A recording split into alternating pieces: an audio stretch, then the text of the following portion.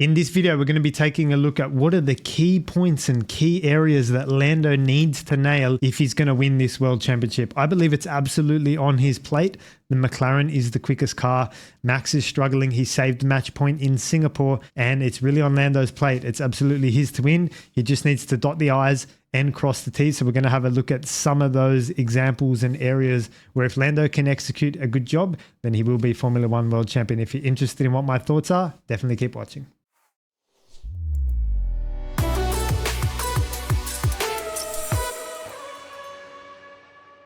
For those of you new to my channel, my name is Martin and I'm a specialist technical coach and mentor for open formula drivers. So we've got 6 races left this year and I'm going to bring them up on the screen now so that we can have a look at them together. So we've got obviously Kota this weekend, lots of undulation, lots of elevation as well. You need a mix of high downforce and good straight line speed at this track. You've got S's, which we haven't seen for a while since Silverstone and Suzuka. So this one's going to be an interesting track, but then we've got Mexico, Brazil, Las Vegas, Qatar, and Abu Dhabi. So there's a lot of points still on the table, not to mention that we've got 3 sprint races as well. So there's additional points on the table for Lando here as well. Now look, this championship has been characterized by errors and mistakes and lost and missed opportunities, but it's a 24 race season with 6 sprint races. Like I say, there is plenty of time and plenty of opportunities. So where will those opportunities be? And what does Lando need to do in these 6 races in order to fight for this World Championship? Okay, so let's take a look at what those areas and topics might be. Topic number one is going to be start. Now look, Lando's the king of pole positions, right? He's got that 1 lap pace. We've said previously that he's going to need to work on the conversion. How does he convert that 1 lap pace into leads, into victories, and so on? So the key is going to be the starts and into turn 1 and the defense as well from Lando. Obviously, like lap 1 is when you're most prone and most under attack. For example, down long runs into Mexico, for example, what's Lando's defense strategy going to be? Let's jump over to the whiteboard, have a look at both Austin and Mexico now. And hopefully you can see that on the screen in front of you. So we're talking about starts. Lando starting on pole. He's going to obviously be starting on the racing line. And a couple of things that I'm looking for here. Number one, does he shoot across to the inside and try to find this piece of track here so that he can then cover and defend anyone attacking him around the outside into turn 1? That's exactly what I'm looking for. As you can see with this beautiful track map, it's an uphill elevation massively into turn 1. So where's his braking point going to be? Who's going to outbrake him? If anyone can outbrake him, does Lando have an answer for that? Is he going to be practicing that in the practice sessions? Remember, this is a sprint race weekend, so you're not going to have that sort of luxury in time. Now that it's uphill and you're starting from around here on the start grid, you can go very deep into this corner, and I'd rather see Lando go deep than see him kind of do early and then get swallowed like we saw in Spain, for example. He got swallowed by George and Max into turn 1. I wouldn't like to see that happen here into turn 1 as well. So there's some of the things I'm looking for in Austin. Does Lando pick a good braking point? Does he pull to the inside? Does he defend, manage, maintain and protect his area into turn 1, assuming of course he gets pole position? Let's take a look at Mexico. This is a totally different situation because the starting grid is somewhere over here and you've got this massive run down this long straight and plenty of opportunity for P2 and P3 to attack down into turn 1 here. So again, the similar theme is going to be where's the braking point, and it's going to be totally different because you might be on a medium compound or a hard compound. The tires aren't up to temperature. There's a full tank of fuel. The brakes aren't even up to temperature. It's something that ordinarily they wouldn't have experienced before. So it's a step into the unknown in terms of where is the grip level going to be. And we've seen Oscar excel in these conditions, for example, in turn 2 in Monza. So that's what Lando needs to do. He's going to have to do a quick run down here from pole and see like at which point is the braking zone. Is it at the 100 like it normally is? Is it a little bit before at the 150 or somewhere in between? And also similarly, how quickly can he get to the inside and cover off the charging P2? That's what he's going to need to do.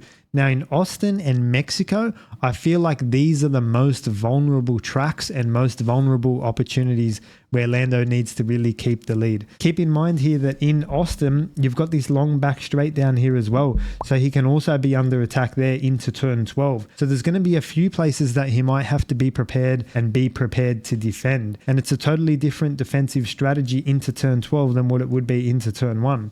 Into turn 1, like we said, you want to pull to the inside, maintain control control the corner, run the other guy out, protect and defend your lead. Down into turn 12, it's totally different. You want to deploy your battery out of turn 11. You want to be weaving down this straight to break the slipstream. Again, you want to pull to the inside to protect the apex at turn 12, right? So there's a few different strategies that Lando's just going to need to visualize before the race itself. Now, just looking at the calendar, you've got tracks like Brazil and Vegas with really short runs down to turn 1, but that's not to say that you can't lose the lead. Just have a look last year, 2023, Charles took a beautiful pole position in Vegas, and it wasn't very long before he lost the lead of that race. Why? Because he didn't do exactly what we're saying here in Austin. He didn't pull to the inside, he didn't protect and defend his lead. He just wanted to do a normal run down to turn 1, and he got absolutely cooked by Max. So we're going to be looking out for that in those tracks, even though it's a short run down to turn 1, but I've highlighted these two as going to be crucial opportunities for P2 and P3 to slipstream Lando, again, if indeed he does take pole position. All right, topic number 2 is going to be all about the sprint weekends. How well can Lando prepare for the ever-changing and ever unpredictable sprint race weekend format? Let's bring up the format now and take a look at it. So on the Friday, you've got the first practice session and you're straight into sprint qualifying. So the sprint qualifying really is the crucial part there. I think there's not too much that you want to change or be too creative in the practice session.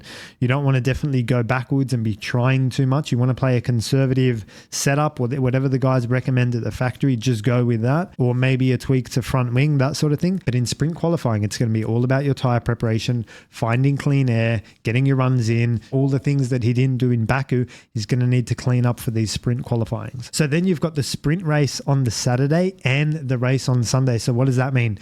That means there's double the opportunity for everything we just spoke about in the defending of turn 1s and lap 1s. That's going to need to be done in the sprint. That's also going to need to be done in the race. So Lando's going to have to really step up his defensive game here if he's going to keep these leads and bring home these points. All right, so topic number 3 is going to be all about night races. So out of the 6 races remaining, half of them are at night. So we've got Vegas at night, we've got Qatar at night, and we've got Abu Dhabi at night as well. So what does that mean, and what are the things that we could potentially expect to happen in those night races? Well, generally speaking, the practice is like in the late afternoon going into night. So sometimes your practice session is not representative of the conditions that you're going to be qualifying or racing in. So that's the first thing.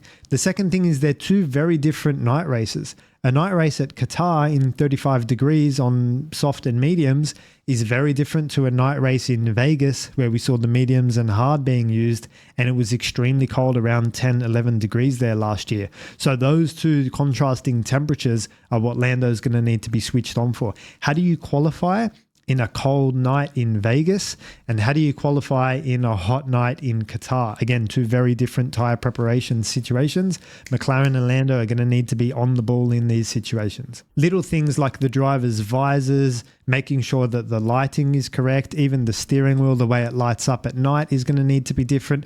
You might think that these are just non-events and not important things. Absolutely, these are the details that are going to be important. The last thing you want to do is go out for your sprint qualifying practice session, the only practice session, and realize like your visor's not right and you have to come in. That's just nonsense. You've only got 1 practice session. All of this needs to be prepared, and luck is what happens when preparation meets opportunity, guys. So let's see how well Lando's prepared for these night races and these sprint weekends. Okay, guys, 4th and final topic is going to be race strategy. We've seen McLaren and Ferrari make a total meal of strategy this year. So let's see how the strategy plays out in these final 6 races. What you want to be looking at here is the overtaking delta. What does that mean, and what's the overtaking delta? The overtaking delta is how fast do you need to be faster than the car in front in order to overtake and pass them. Now, in tracks like Silverstone, that might be 3 or 4 tenths, but in tracks like Monaco, that might be 5 seconds. So the overtaking delta is really your reference for how you're going to run your strategy. Obviously, the bigger that number is, the more you're going to be pushed to make a 1-stop and keep track position. So the other question will be, have any of the DRS zones changed? Remember, in Spa this year, between 2023 and this year, the DRS zone was actually shortened. And that pushes you more towards a 1-stop. Why? Because the overtaking delta increases when the DRS zone is shortened. If you can imagine DRS just wiped out altogether, then the overtaking delta is going to get even bigger, and that pushes things more towards a 1-stop. Who was the 1-stop driver in Spa? George. Where did George finish? he won the race. So the question will be, have any of the DRS zones shifted, and what does that mean for our strategy? These are the things that Lando's going to need to work out right now before he goes into those weekends. Now, I can give you a quick tip and a quick insight. It's very difficult to overtake in Mexico. It's very difficult to pass at Mexico because you're at altitude. Downforce is almost non-existent. Slipstream is almost non-existent. Again, these are the details that they're going to need to brush up on if they're going to fight for this World Championship. I hope you've enjoyed the video, guys. If you did, please like the video and subscribe to the channel. And if you had a thought or a question, please drop it in the comments below and I'll respond to you there. I'll see you in the next one. Cheers.